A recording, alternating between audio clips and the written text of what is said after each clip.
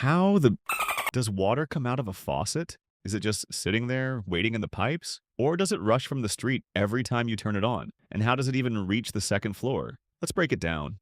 The answer is yes. Most of the time, the pipes in your house are already full of water. Not just full, but pressurized. That means the water is constantly being pushed, even when nothing is flowing. When you open a faucet, you're not calling water from far away. You're simply giving the pressurized water an exit. The water closest to the faucet comes out first, and the rest follows behind it.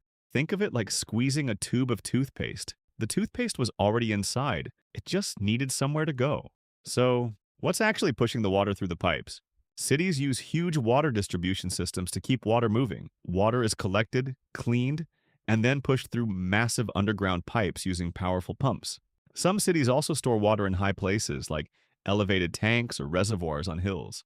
Gravity helps push the water downward from there, so your entire neighborhood is connected to a network that constantly maintains pressure. That's why water comes out immediately when you open the tap. The system is always on.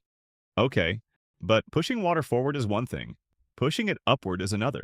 Gravity is constantly pulling the water down, so to reach higher floors, the water needs enough pressure to overcome gravity. The higher the water has to go, the more pressure is required.